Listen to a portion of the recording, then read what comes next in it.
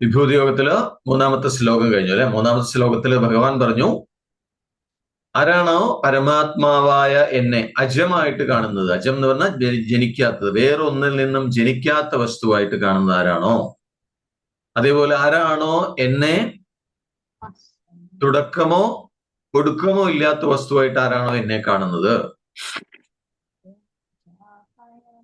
അതേപോലെ ഈ സൃഷ്ടി സ്ഥിതി പ്രളയം അല്ല ഇതിനൊക്കെ ആശ്രയമായതുകൊണ്ട് ഈ ലോകത്തിന്റെ മുഴുവൻ നിയന്ത്രിക്കുന്ന ആളായിട്ടും എന്നെ അറിയുന്നത് ആരാണോ മനുഷ്യരിൽ, അവനാണ് വിവേകി എന്നുള്ളത്. അപ്പൊ അങ്ങനെയുള്ള ആളുടെ എന്താ സംഭവിക്കുക വെച്ച് കഴിഞ്ഞാൽ അവര് എല്ലാ പാപങ്ങളിൽ നിന്നും മോചിപ്പിക്കപ്പെടുന്നു എന്നാണ് പറയുന്നത്. എല്ലാ പാപങ്ങളിൽ നിന്നും അവര് രക്ഷപ്പെടുന്നു. അപ്പോ ഇത് അറിയാൻ വളരെ വിഷമാണ് എന്ന് പറഞ്ഞു അല്ല, അറിയാൻ വളരെ വിഷമാണെന്ന് പറഞ്ഞു. പക്ഷെ അറിഞ്ഞു കഴിഞ്ഞാൽ അവരാണ് വിവേകി, ആ അറിഞ്ഞിട്ടുള്ളവരാണ് വിവേകി. അപ്പൊ എങ്ങനെയാണ് ബ്രഹ്മത്തെ അറിയാൻ സാധിക്കുക എന്നുള്ളത് പറഞ്ഞു അല്ലെ. ഇതിനെ അറിയാൻ താല്പര്യം, ഒരു ജീവന് ഇതിനെക്കുറിച്ച് അറിയാൻ താല്പര്യം ഉണ്ടെങ്കിൽ ആ ജീവന് മാറി നിന്നുകൊണ്ട് തന്നെ കുറേയൊക്കെ അറിയാം. പൂർണ്ണമായിട്ട് അറിയാൻ പറ്റില്ല എന്ന് പറഞ്ഞു അല്ലെ. മുഴുവനായിട്ട് അറിയണമെങ്കിൽ അതുമായിട്ട് ലയിച്ചു ചേർന്നാലേ പറ്റുള്ളൂ. പക്ഷെ മാറി നിന്നുകൊണ്ട് കുറേയൊക്കെ അറിയാനായിട്ട് പറ്റും. അതെന്തുകൊണ്ടാണ് പറയാൻ കാരണം? കാരണം ഇതാണ്. എന്തുകൊണ്ടാണ് കുറേയൊക്കെ അറിയാൻ പറ്റുമെന്ന് പറയാനുള്ള കാരണം, ഇപ്പൊ ആ സത്യം അന്വേഷിക്കുന്ന ബുദ്ധിയാണല്ലോ സത്യം അന്വേഷിക്കുന്നത്. അപ്പൊ ബുദ്ധി തുടങ്ങിയ എല്ലാ ഭാവങ്ങളും, അന്ധക്കരണം അല്ലെ, അത് മുഴുവൻ ഉണ്ടായത് എവിടെ നിന്നാ? ബ്രഹ്മത്തിൽ നിന്നാണ്. എല്ലാം ഉണ്ട്. അന്ധക്കരണം മുഴുവൻ ഉണ്ടായിരിക്കുന്ന ബ്രഹ്മം, എല്ലാം ഉണ്ടായിരിക്കുന്നത് അത് തന്നെയാണ്. അപ്പൊ ഒരു ജീവിയുമായി ബന്ധപ്പെട്ട് എന്തെല്ലാം ഭാവങ്ങളുണ്ടോ അതെല്ലാം ഉണ്ടാവുന്നത് ബ്രഹ്മത്തിൽ നിന്നാണ്. അതുകൊണ്ട് തന്നെ അതിലൊക്കെ ബ്രഹ്മത്തിന്റെ അംശമുണ്ട് എന്നാണ് പറയുന്നത്. അപ്പൊ ബുദ്ധി എന്ന് പറഞ്ഞാൽ അത് ബ്രഹ്മത്തിന്റെ തന്നെ ബ്രഹ്മത്തിൽ തന്നെ ഉണ്ടായ ഭാവമാണ് ബുദ്ധി. അപ്പൊ അതുകൊണ്ട് തന്നെ ബുദ്ധിയിലും ബ്രഹ്മത്തിന്റെ അംശം സ്ഥിതി ചെയ്യുന്നുണ്ട്. അപ്പൊ ബ്രഹ്മത്തിനെ കുറെയൊക്കെ അറിയാനായിട്ട് ആ ബുദ്ധി ഒന്ന് ശുദ്ധീകരിക്കപ്പെട്ടാൽ മതി എന്നാണ്. ബുദ്ധി ഒന്ന് ശുദ്ധമാവുമ്പോൾ ആ ബുദ്ധി ഒന്ന് വികസിക്കും. അപ്പൊ അങ്ങനെ ശുദ്ധമായ ബുദ്ധി വികസിച്ചു കഴിഞ്ഞാൽ ബ്രഹ്മത്തെ കുറെയൊക്കെ അറിയാൻ പറ്റും എന്നാണ് പറയുന്നത്. അപ്പൊ ഇതിനെക്കുറിച്ചാണ് അടുത്ത 2 പദ്യങ്ങളിൽ ഭഗവാൻ പറയാമോ, അടുത്ത 2 ശ്ലോകങ്ങളിൽ ഭഗവാൻ അതാണ് പറയാമോ. അപ്പൊ അടുത്ത 2 ശ്ലോകം ചൊല്ലിക്കോ, 4-ാമത്തെയും 5-ാമത്തെയും. ബുദ്ധിർജ്ഞാനമസമ്മോഹഃ ക്ഷമാ സത്യം ദമഃ ശമഃ സുഖം ദുഃഖം ഭവോ ഭാവോ ഭയം ചാഭയമേവ ച അഹിംസാ സമദാ തുഷ്ടി തപോദാനം യശോ യശഃ ഭവന്തി ഭാവാ ഭൂതാനാം മത്ത ഏവ പൃഥഗ്വിധാഃ. അതെന്തുകൊണ്ടാണ് അങ്ങനെ പറയാനുള്ള കാരണം അതിനെയാണ് എക്സ്പ്ലെയിൻ ചെയ്യുന്നതിനകത്ത്. 4-ാമത്തെ ശ്ലോകം. ബുദ്ധിർജ്ഞാനമസമ്മോഹ ക്ഷമാ സത്യം ദമഃ ശമഃ സുഖം ദുഃഖം ഭവോ ഭാവഃ ഭയം ചാഭയമേവ ച അഹിംസാ സമദാ തുഷ്ടിഃ തപോദാനം യശോ യശഃ ഭവന്തി ഭാവാ ഭൂതാനാം മത്ത ഏവ പൃഥഗ്വിധാഃ. അപ്പൊ ബുദ്ധി എന്താണ്? ബുദ്ധി എന്ന് പറഞ്ഞു കഴിഞ്ഞാൽ ബുദ്ധിയാണ് സത്യമെന്ത് അസത്യമെന്ത് എന്ന് വേർതിരിച്ച് കാണുന്നത് ബുദ്ധിയാണ്. ബുദ്ധിയിലാണ് അതെല്ലാം അറിയുന്നത്. ഇത് സത്യമാണ്, അത് അസത്യമാണെന്നൊക്കെ വിവേചിച്ചറിയുന്നത് ബുദ്ധിയാണ്. അപ്പൊ ഈ സത്യം അസത്യത്തിനെ വേർതിരിച്ച് ലക്ഷ്യം എന്താണ് എന്ന് തീരുമാനിക്കുന്നത് ഈ ബുദ്ധി എന്ന് പറയുന്ന അന്ധക്കരണമാണ്. അന്ധക്കരണത്തിന്റെ ഒരു അംശമാണ് ബുദ്ധി. ഇനി ജ്ഞാനം എന്ന് പറയുന്നത് ആ ബുദ്ധിയുടെ പ്രവർത്തനം കൊണ്ട്, ബുദ്ധി ഇങ്ങനെ സത്യമെന്ത് അസത്യമെന്ത് ഇങ്ങനെ അനലൈസ് ചെയ്യുമ്പോൾ അതിന്റെ ആ ഒരു പ്രവർത്തനം കൊണ്ട് സത്യം എന്താണെന്നുള്ള ബോധം വരും. അതാണ് ജ്ഞാനം. ആ വസ്തുബോധമാണ് ജ്ഞാനം. അപ്പൊ അങ്ങനെ ജ്ഞാനം ഉണ്ടായി കഴിഞ്ഞാലോ, അപ്പൊ ബുദ്ധിയുടെ പ്രവർത്തനത്തിന്റെ ഫലമായിട്ട് ജ്ഞാനം ഉണ്ടാകുന്നു. എല്ലാവരും ഇവിടെ ഉണ്ടല്ലോ അല്ലെ? ഇവിടെ ഉണ്ടല്ലോ. ഓക്കെ. ബുദ്ധിയുടെ പ്രവർത്തനത്തിന്റെ ഫലമായിട്ട് ജ്ഞാനം ഉണ്ടാവുന്നു. ആ ജ്ഞാനത്തിന്റെ ഫലമായിട്ട് എന്ത് സംഭവിക്കും? മോഹങ്ങളെല്ലാം അവസാനിക്കും. മോഹമില്ലായ്മ സംഭവിക്കും. അതെന്താണെന്നുള്ളത് തുടർന്ന് പറയുന്നുണ്ട്. പിന്നെന്താണ് ഉണ്ടാവുക? ക്ഷമ ഉണ്ടാവും. ക്ഷമ എന്ന് പറഞ്ഞാൽ എന്തും സഹിക്കാനുള്ളൊരു കഴിവ്. സത്യം എന്ന് പറഞ്ഞാൽ കാപട്യമില്ലാതിരിക്കുക. ദമം, ദമം എന്ന് പറഞ്ഞാൽ ഇന്ദ്രിയങ്ങളുടെ അടക്കം. ശമം, മനസ്സിന്റെ അടക്കം, മനസ്സിന്റെ ഫോക്കസ് എന്നൊക്കെ പറയാം. അതുപോലെ സുഖം ദുഃഖം, അതൊക്കെ റിലേറ്റീവ് ആണ്, ആപേക്ഷികമായിട്ടുള്ള സുഖദുഃഖങ്ങള്. ഭവ അഭാവ, ഭവ എന്ന് പറഞ്ഞാൽ ഭവിക്കുക, ഉണ്ടാവുക. അഭാവ എന്ന് പറഞ്ഞാൽ ഇല്ലാതാവുക, ജനന മരണങ്ങള്. ഭയം അഭയം മേവച്ച എന്ന് പറഞ്ഞാൽ ഭയവും ഭയമില്ലായ്മയും. അഹിംസ, അഹിംസ എന്ന് പറഞ്ഞാൽ മറ്റുള്ളവരെ ദ്രോഹിക്കാതിരിക്കുക, പരദ്രോഹമില്ലാതിരിക്കുക, അതാണ് അഹിംസ. സമത എന്ന് പറഞ്ഞാൽ സർവത്ര എല്ലാറ്റിനെയും സമഭാവനയിൽ കാണുക, അതാണ് സമത. തുഷ്ടി, തുഷ്ടി എന്ന് പറഞ്ഞാൽ എപ്പോഴും സന്തോഷം, എപ്പോഴും സന്തോഷമായിട്ടിരിക്കുക, അതാണ് തുഷ്ടി എന്ന് പറയുന്നത്. തപസ് എന്ന് പറഞ്ഞാൽ ഏകാഗ്രത പരിശീലിക്കല് എന്ന് പറയാം. ദാനം എന്ന് പറഞ്ഞാലോ നമ്മളുടെ സമ്പത്ത്, നമ്മൾക്കുള്ളതിനെ മറ്റുള്ളവരുമായിട്ട് പങ്കുവെക്കലാണ് ദാനം, സമ്പത്തിനെ പങ്കിടലാണ് ദാനം. യശഃ അയശഃ, യശസ്, യശ എന്ന് പറഞ്ഞാൽ യശസ്, അയശ എന്ന് പറഞ്ഞാൽ അകീർത്തി, കീർത്തിയും അകീർത്തിയും. എങ്ങനെയാണ് കീർത്തിയും? എല്ലാറ്റിന്റെയും ഫലമായിട്ട് വന്നു ചേരുന്നതാണ് കീർത്തി അകീർത്തിയും. ഭൂതാനാം പൃഥ്വിഗ്വിധാഭാവ, ഇങ്ങനെ പല പ്രകാരത്തില് കാണപ്പെടുന്ന ഈ ജീവഭാവം, നേരത്തെ പറഞ്ഞൊക്കെ ജീവഭാവങ്ങളാണ്. ഇതൊക്കെ എവിടെ നിന്നുണ്ടായതാണ്? ഇതെല്ലാം മത്ത ഏവഹ എന്നാണ്, ഇതൊക്കെ എന്നിൽ നിന്നുണ്ടായതാണ് എന്ന് പറയുന്ന ഭഗവാൻ. കേട്ടോ, എല്ലാവരും ശ്രദ്ധിച്ചു കേട്ടോ. ഈ പറഞ്ഞ ഭാവങ്ങൾ മുഴുവൻ ഉണ്ടായിരിക്കുന്നത് എന്നിൽ നിന്ന്, എന്ന് പറഞ്ഞാൽ ബ്രഹ്മത്തിൽ നിന്ന് തന്നെയാണ് അതെല്ലാം ഉണ്ടായിരിക്കുന്നത് എന്നാണ്. എന്തൊക്കെ ഉണ്ടായിരിക്കുന്നത്? ആ ബുദ്ധി ഉണ്ടായിരിക്കുന്നത് ബ്രഹ്മത്തിൽ നിന്നാണ്, അല്ലെ? ബുദ്ധിയുടെ ജോലിയാണ് സത്യം എന്ത് അസത്യം എന്ത് എന്നൊക്കെ വേർതിരിച്ചറിയല്, വിവേചിച്ചറിയല്. അപ്പൊ ആ ബുദ്ധിയുടെ പ്രവർത്തനം കൊണ്ട് സത്യം എന്താന്നുള്ള ബോധം ഉണ്ടാവുന്നു. അപ്പൊ സത്യം എന്താന്നുള്ള ബോധം ഉണ്ടായി കഴിഞ്ഞാൽ പിന്നെ ഒന്നിനോടും ഒരു മോഹം ഉണ്ടാവില്ല, ഭ്രമത്തിൽ കുടുങ്ങില്ല. കാരണം സത്യം എന്താന്ന് മനസ്സിലായി. പിന്നെ ഈ കാണുന്നതിലൊന്നും അറ്റാച്ച്മെന്റ് ഉണ്ടാവില്ല. പിന്നെ എന്തും സഹിക്കാനുള്ള കഴിവ്, കാപട്യമില്ലായ്മ, ഇന്ദ്രിയങ്ങളുടെ അടക്കം, ദമം, മനസ്സിന്റെ ഏകാഗ്രത, അതുപോലെ ആപേക്ഷികമായിട്ടുള്ള സുഖദുഃഖങ്ങൾ, ഇങ്ങനെയുള്ളതൊക്കെ എന്നിൽ നിന്നുണ്ടായത് എന്ന് പറയാം. ജനന മരണങ്ങള്, ഭയം, ഭയമില്ലായ്മ, മറ്റുള്ളവരെ ദ്രോഹിക്കാതിരിക്കല്, അഹിംസ, എല്ലാറ്റിനെയും സമഭാവനയിൽ കാണല്, എപ്പോഴും സന്തോഷമായിട്ടിരിക്കുക, ഏകാഗ്രത പരിശീലിക്കുക, അതുപോലെ ദാനം, സമ്പത്തിനെ പങ്കിടുക, കീർത്തി, അകീർത്തി, ഇങ്ങനെ പല പ്രകാരത്തിൽ കാണപ്പെടുന്ന ജീവഭാവങ്ങളൊക്കെ എന്നിൽ നിന്ന് രൂപം കൊണ്ടതാണ്, എന്നിൽ നിന്നുണ്ടായതാണ്, മത്ത ഏവാതാണ്. അപ്പൊ എല്ലാ ജീവന്റെ എല്ലാ ഭാവങ്ങളും പരമാത്മാവിൽ നിന്ന് തന്നെ ഉണ്ടായതാണ് എന്ന് പറയാം. അപ്പൊ ഇതിലൂടെ എന്താണ് മനസ്സിലാക്കേണ്ടത്? നമ്മളുടെ ഉള്ളിൽ എന്തൊക്കെ നമ്മൾ നെഗറ്റീവ് പോസിറ്റീവ് എന്നൊക്കെ വിളിക്കുന്ന എന്തൊക്കെ കാര്യങ്ങൾ ഉള്ളിൽ വരുന്നുണ്ടോ അത് മുഴുവൻ ഉണ്ടായിരിക്കുന്നത് ആ പരമാത്മാവിൽ നിന്നാണ്. അപ്പൊ ജീവൻ ഏത് ഭാവത്തിലുള്ളതാണെങ്കിലും ബ്രഹ്മവുമായിട്ട് നേരിട്ട് ബന്ധപ്പെട്ടതാണ് എന്നാണ്. ഏത് ഭാവവും അതൊക്കെ ബ്രഹ്മവുമായി ബന്ധമുണ്ട്. അപ്പൊ അതുകൊണ്ട് തന്നെ വേണമെങ്കിൽ, താല്പര്യം ഉണ്ടെങ്കിൽ ജീവന് ഈ ബ്രഹ്മത്തെ ഒന്ന് മാറി നിന്ന് കുറച്ചൊക്കെ അറിയാൻ വലിയ ബുദ്ധിമുട്ടുണ്ടാവില്ല എന്നാണ്, വേണമെങ്കിൽ. കാരണം എല്ലാ ഭാവങ്ങളും ഉണ്ടായിരിക്കുന്നത് അതിൽ നിന്നാണ്, എല്ലാം ഉണ്ടായിരിക്കുന്നത്. അപ്പൊ താല്പര്യമുണ്ടെങ്കിൽ ജീവൻ അത് അറിയാൻ പറ്റും എന്നാണ് പറയുന്നത്. ബ്രഹ്മത്തെ കുറെയൊക്കെ അറിയാനായിട്ട് പറ്റും. പക്ഷേ എല്ലാ ഭാവങ്ങളും ബ്രഹ്മത്തിൽ നിന്നാണ് ഉണ്ടായിരിക്കുന്നത്.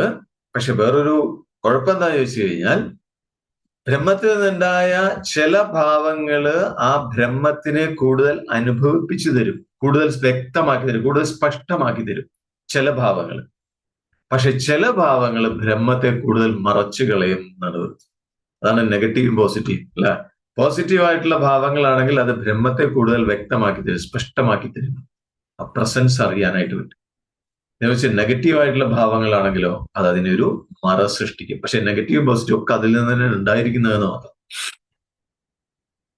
അപ്പോ ജീവികളില് പൊതുവെ 3 തരത്തിലുള്ള ഭാവങ്ങളാണ് ഉണ്ടാവുക, കാണപ്പെടുക എന്നാണ് അത്. 3 തരത്തിലുള്ള ഭാവങ്ങൾ മൊത്തത്തിൽ പൊതുവെ പറയുന്നതാണ്.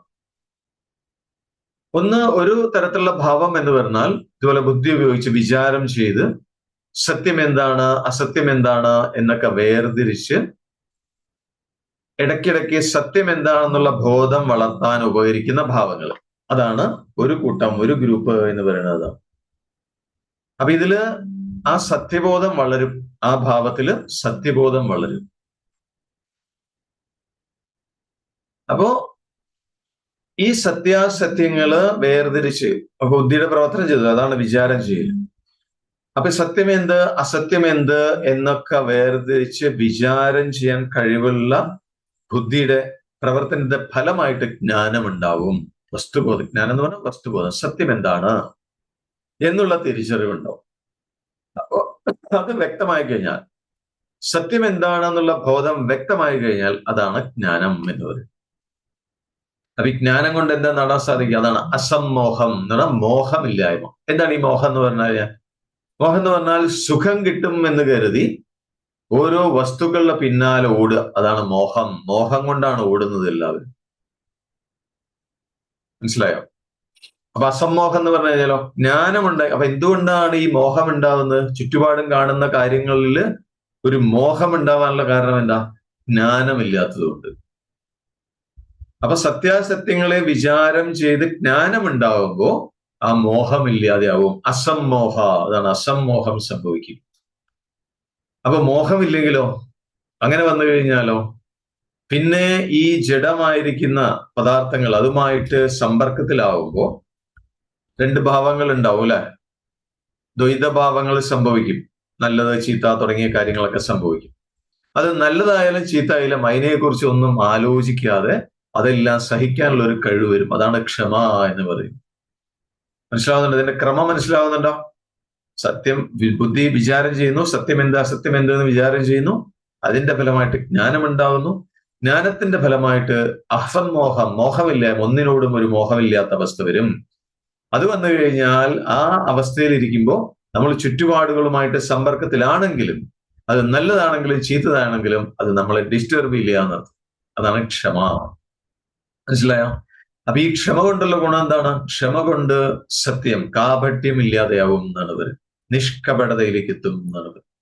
അതാണ് സത്യം എന്ന് പറയുന്നത്. അപ്പൊ ക്ഷമ കൊണ്ട് സത്യത്തിലേക്ക് എത്തുന്നു. പിന്നെ അതിലൂടെ എന്താ സംഭവിക്കുക? ഇന്ദ്രിയ ജയം ഉണ്ടാവും. അതാണ് ദമം എന്ന് പറയുന്നത്. പിന്നെ അടുത്തത് മനസ്സിനെ ജയിക്കലാണ് ശമം. ദമം ശമം ഇതൊക്കെ കൈക്കലാവും എന്നാണ് പറയുന്നത്.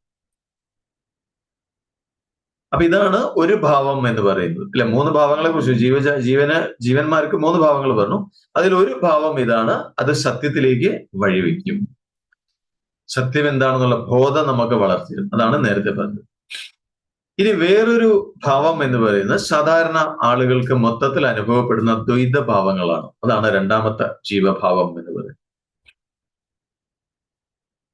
അപ്പൊ സാധാരണ എല്ലാ മനുഷ്യർക്കും ഉണ്ടാവുന്ന എല്ലാ ഡുവാലിറ്റീസും അതാണ് രണ്ടാമത്തെ ഭാവമാണ് എന്നാണ് പറയുന്നത്.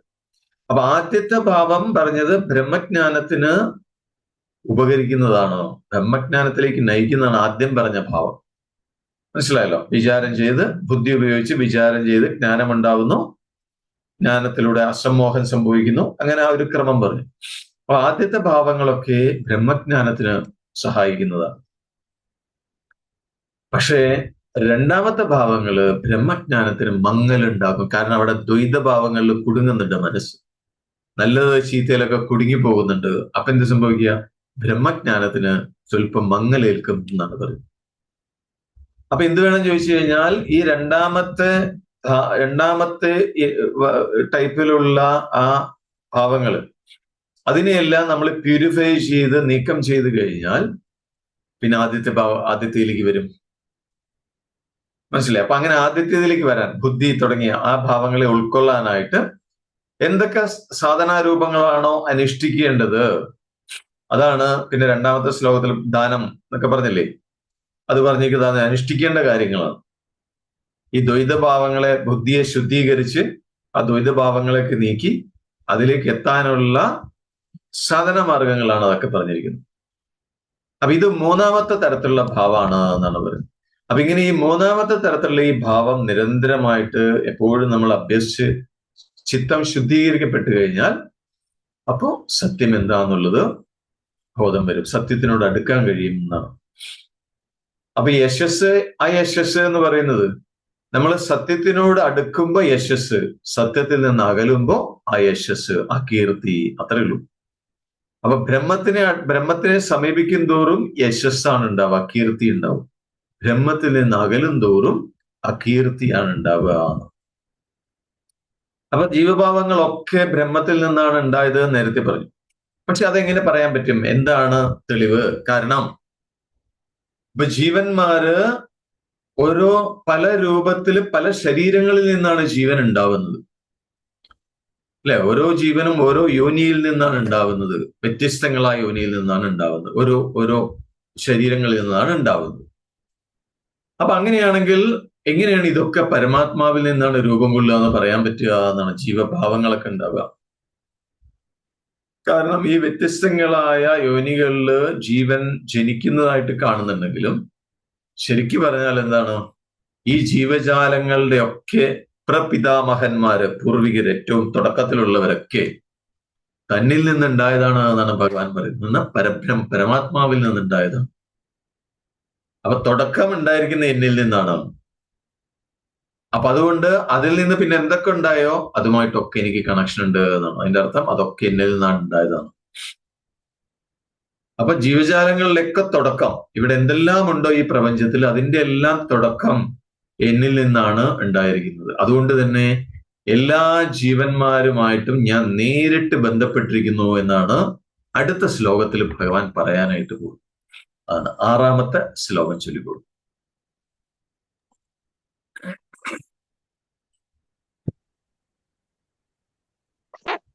മഹർഷയ പൂർവേ ചത്വാരോ മനവസ്തഥാ മദ്ഭാവാ മാനസാ ജാതാ യേഷാം ലോക ഇമാ പ്രജാഃ. അതാണ്, അതെങ്ങനെയാണെന്നുള്ളത് പറയാണ് ഭഗവാൻ അടുത്ത ശ്ലോകത്തിൽ പറയുന്നു. 6ാമത്തെ ശ്ലോകം. മഹർഷയഃ സപ്തപൂർവേ ചത്വാരോ മനവസ്ഥതാ മദ്ഭാവാ മാനസ ജാതാഃ യേഷാം ലോക ഇമാ പ്രജാഃ. മഹർഷയഃ സപ്തപൂർവേ എന്ന് പറഞ്ഞാൽ പൂർവേ ആദ്യമുണ്ടായ എന്നർത്ഥം. ആദ്യമുണ്ടായ സപ്തമഹർഷയ, 7 മഹർഷി. ആദ്യമുണ്ടായത് 7 മഹർഷിമാരാണ് എന്നാണ് പറയുന്നത്. അപ്പൊ ആദ്യമുണ്ടായ 7 മഹർഷിമാരും പിന്നെയോ ചത്വാരോ മനവസ്ഥത തഥാ മനവ, ചത്വാര മനവ. ചത്വാര എന്ന് പറഞ്ഞാൽ 4, മനവാന മനുക്കള്, 4 മനുക്കള്. ആദ്യം 7 മഹർഷിമാര്, സപ്തർഷികളാണ് ഉദ്ദേശിക്കുന്നത്. 7 മഹർഷിമാര്, പിന്നെ 4 മനുക്കള്. പിന്നെയോ മദ്ഭാവ എന്ന് പറഞ്ഞാൽ എന്റെ ഭാവം ഉൾക്കൊണ്ട് മാനസാജാത എന്നാണ് പറഞ്ഞാൽ എന്റെ മാനസപുത്രന്മാരായിട്ട് ജനിച്ചവരാണ്. ഇവരാണ് ആദ്യം ഉണ്ടായത് എന്നാണ് സങ്കല്പം. 7 മഹർഷിമാരും 4 മനുക്കളും ആദ്യമുണ്ടായി. അവരെവിടെ നിന്നുണ്ടായി? അവരെന്റെ മനസ്സിൽ നിന്ന്, എന്റെ ഭാവം ഉൾക്കൊണ്ടുകൊണ്ട് എന്റെ മാനസപുത്രന്മാരായിട്ട് ജനിച്ചവരാണ് അവരൊക്കെ എന്ന് പറയുകയാണ് ഭഗവാൻ. പിന്നെയോ യേശാം, അവർക്ക് പിറന്നതാണ് ലോകേ ഇമാ പ്രജ, ഈ ലോകത്ത് കാണപ്പെടുന്ന മറ്റെല്ലാ ജീവജാലങ്ങളും അവർക്കുണ്ടായതാണ് എന്നാണ് പറയുന്നത്. മനസ്സിലായോ? അപ്പൊ ആദ്യം ഉണ്ടായ 7 മഹർഷിമാര്, അതുപോലെ പിന്നെ ഉണ്ടായ 4 മനുക്കള്, ഇവരൊക്കെ എന്റെ ഭാവം ഉൾക്കൊണ്ടുകൊണ്ട് എന്റെ മാനസപുത്രന്മാരായി ജനിച്ചു എന്നിൽ നിന്ന്. പിന്നെ അവർക്കാണ് ഈ ലോകത്തിൽ കാണുന്ന എല്ലാ ജീവജാലങ്ങളും അവർക്കുണ്ടായതാണ് എന്നാണ്. ഇവരുടെ പ്രജ എന്നുള്ളത് കൊണ്ട് ഉദ്ദേശിക്കുന്നത് മനുഷ്യരെന്ന് മാത്രമല്ല, ഈ പ്രപഞ്ചത്തിൽ എന്തെല്ലാം ഉണ്ടോ എല്ലാ പ്രപഞ്ച ഘടകങ്ങളും, സൂര്യൻ, ചന്ദ്രൻ എല്ലാം അടക്കം ഇവരിൽ നിന്നുണ്ടായതാണ് എന്നുള്ളത്. അതാണ് യേശാം ലോക ഇമാ പ്രജ. അപ്പൊ പരമാത്മാവായ ഭഗവാന്റെ മാനസപുത്രന്മാരാണ് 7 മഹർഷിമാര്.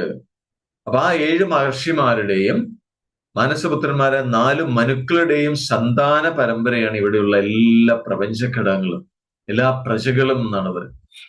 അപ്പൊ പ്രജ എന്ന് പറഞ്ഞു കഴിഞ്ഞാൽ മനുഷ്യരെന്ന് മാത്രമല്ല അർത്ഥം, ഇവിടെ ജീവജാലങ്ങളെന്ന് മാത്രമല്ല, സൂര്യൻ, ചന്ദ്രൻ, സൗരയൂഥം അടക്കെ പ്രപഞ്ചത്തിൽ എന്തെല്ലാം ഉണ്ടോ അത് മുഴുവൻ ഉൾക്കൊള്ളുന്നു പ്രജ എന്നുള്ള വാക്കിൽ, പദത്തിൽ. കാരണം പുരാണത്തില് പറയുന്നുണ്ടല്ലോ, സൂര്യനും ചന്ദ്രനും ഒക്കെ അച്ഛനമ്മമാരുടെ മക്കളാണോ എന്നാണ്, അല്ലെ? അതിൽ പറയുന്നുണ്ട്, പുരാണത്തിൽ പറയുന്നു. അപ്പൊ 7 മഹർഷിമാര് എന്ന് പറഞ്ഞാൽ അവരാണ് സപ്തർഷികള്. സപ്തർഷികളാണ് 7 മഹർഷി, അവരാണ് ആദ്യം ഉണ്ടായത് എന്ന് പറയുന്നത്. ആരൊക്കെയാണ് സപ്തർഷികള്? അറിയാലോ അല്ലെ? ഭൃഗു മഹർഷി, മരീചി മഹർഷി, പിന്നെ അത്രി മഹർഷി, പുലഹൻ, പുലസ്ത്യൻ, ക്രതു, വസിഷ്ഠൻ. ഇവരാണ് 7 മഹർഷിമാര് എന്നാണ് പറയുന്നത്. ഇവരാണ് സപ്തർഷിമാര്. ഇവരാണ് മനുക്കള്. മൊത്തത്തിൽ 14 പേരുണ്ട്. പക്ഷെ അതില് 4 പേരാണ് വളരെ പ്രധാനപ്പെട്ടവര്. ആ 4 പേരുടെ കാര്യമാണ് നേരത്തെ പറഞ്ഞത്. ആ 4 മനുക്കൾ ആരൊക്കെയാണെന്ന് ചോദിച്ചു കഴിഞ്ഞാൽ അവരുടെ പേരാണ്: ഒന്ന് ഉത്തമൻ, താമസൻ, രോജിഷൻ, രൈവതൻ. ഇങ്ങനെ 4 മനുക്കള്. അപ്പൊ ഇവരൊക്കെ ബ്രഹ്മാവിന്റെ മാനസപുത്രന്മാരാണ് എന്നാണ് പുരാണത്തിൽ പറയുന്നത്. അപ്പൊ ബ്രഹ്മാവ് എന്ന് പറഞ്ഞാൽ പ്രപഞ്ച മനസ്സാണ്. അപ്പൊ ബ്രഹ്മാവിനും തനിക്കും വ്യത്യാസമില്ല എന്നാണ് ഇവിടെ ഭഗവാൻ പറയുന്നത്. എന്ന് പറഞ്ഞാൽ ആ ബ്രഹ്മം തന്നെയാണ് ബ്രഹ്മാവായിട്ട് മാറുന്നത്, ബ്രഹ്മ മനസ്സായിട്ട് മാറുന്നത്. എന്നാൽ ബ്രഹ്മത്തിൽ ഉണ്ടാകുന്ന സങ്കല്പം തന്നെയാണ് ബ്രഹ്മാവ് എന്ന് പറയുന്നത്. ആ ബ്രഹ്മാവിന്റെ സങ്കല്പത്തിൽ നിന്നാണ് ഇത് മുഴുവൻ ഉണ്ടായിരിക്കുന്നത്. അപ്പോ പ്രപഞ്ച മനസ്സായിരിക്കുന്ന ബ്രഹ്മാവിനും താനും തമ്മിൽ വ്യത്യാസമില്ല എന്നാണ് ഭഗവാൻ ഇവിടെ സൂചിപ്പിക്കുന്നത്. അതുകൊണ്ടാണ് ഇവരൊക്കെ എന്റെ മാനസപുത്രന്മാരാണെന്ന് ഭഗവാൻ പറയാനുള്ള കാരണം ഇതാണ്. അപ്പൊ ഇത് വേണമെങ്കിൽ പ്രപഞ്ചത്തിന്റെ ഉൽപ്പത്തി സയന്റിഫിക് ആയിട്ട് വേണമെങ്കിൽ വ്യാഖ്യാനിക്കാം എന്ന് പറയുന്നുണ്ട്. നേരത്തെ പറഞ്ഞല്ലോ, എന്താണ് 7-ാമത്തെ അധ്യായത്തില് ഇതിനെക്കുറിച്ച് പറയുന്നുണ്ട് അല്ലെ. അപരപ്രകൃതിയുടെ 8 വിഭാഗങ്ങള് പരപ്രകൃതിയായ ജീവനും ചേർന്നിട്ടാണ് എല്ലാ പ്രപഞ്ച ഘടകങ്ങൾക്കും രൂപം കൊടുത്തിട്ടുള്ളത് നേരത്തെ പറഞ്ഞു അല്ലെ. അത് നേരത്തെ സൂചിപ്പിച്ചിട്ടുണ്ട്. അപ്പൊ ഇതില് അവ്യക്തത്തെ കുറിച്ച് പറഞ്ഞു ഓർക്കുന്നുണ്ടോ മുമ്പ്? പ്രകൃതിയുടെ മൂലരൂപമാണ്, റൂട്ട് ആയിട്ടുള്ള ഫോമാണ് അവ്യക്തം എന്ന് പറയും.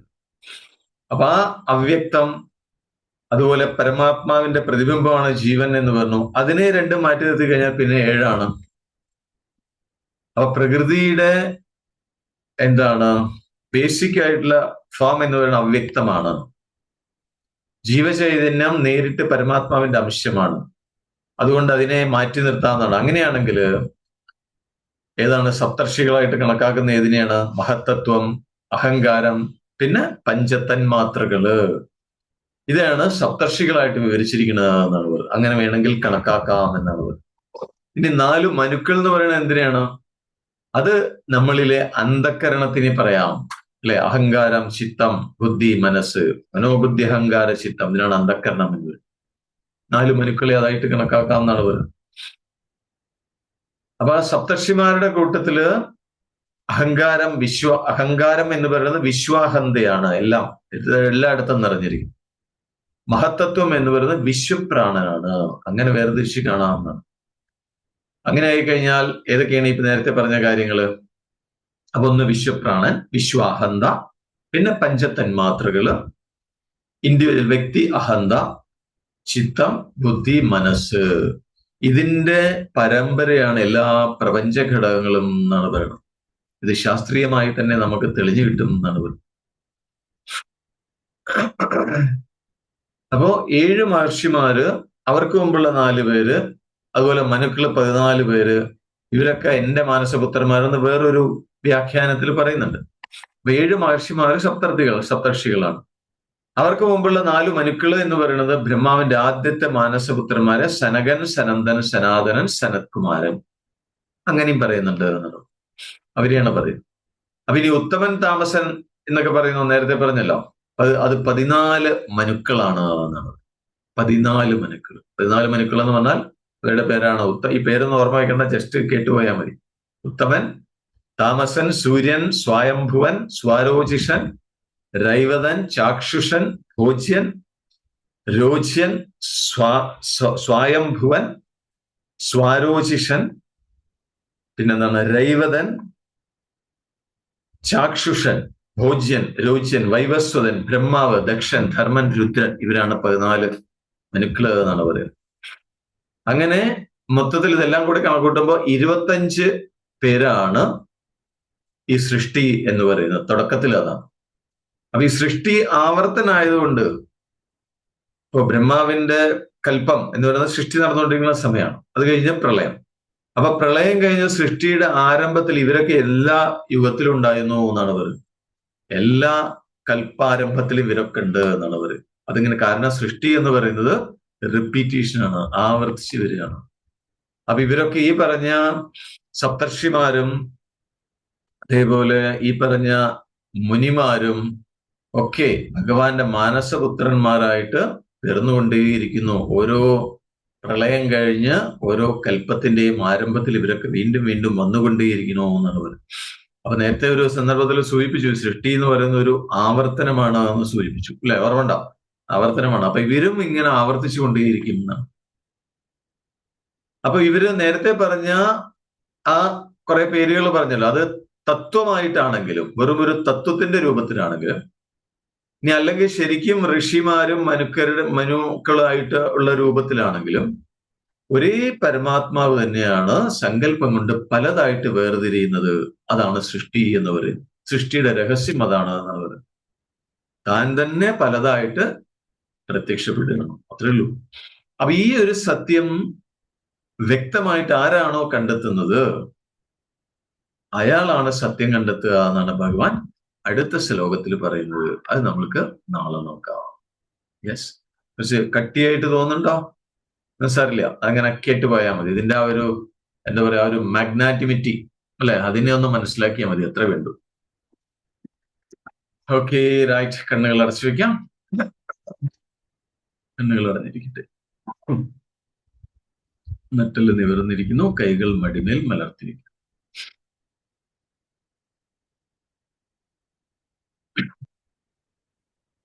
മുഴുവൻ ശ്രദ്ധയും തന്നിൽ തന്നെ. Be with yourself.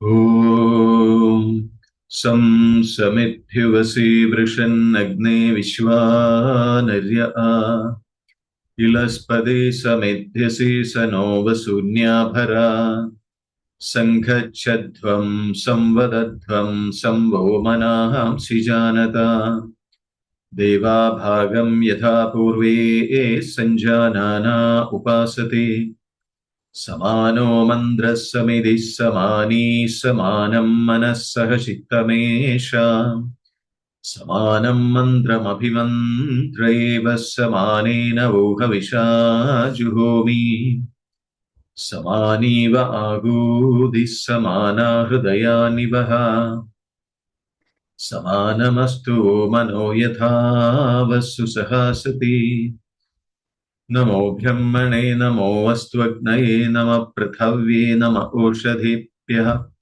നമോ വാചി നമോ വാചസ്പതയേ നമോ വിഷ്ണവേ ബൃഹദേ കരോമി. ഓം ശാന്തി ശാന്തി ശാന്തി.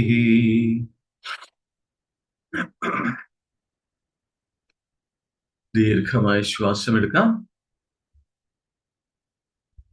സാവകാശം പുറത്തേക്ക് വിടാം. സ്വന്തം ശരീരത്തിലേക്കും ചുറ്റുപാടുകളിലേക്കും ശ്രദ്ധ കൊണ്ടുവന്നുകൊണ്ട് പൂർണ്ണ തൃപ്തിയോടുകൂടി വളരെ സന്തോഷപൂർവം സാവകാശം കണ്ണുകൾ തുറക്കാം.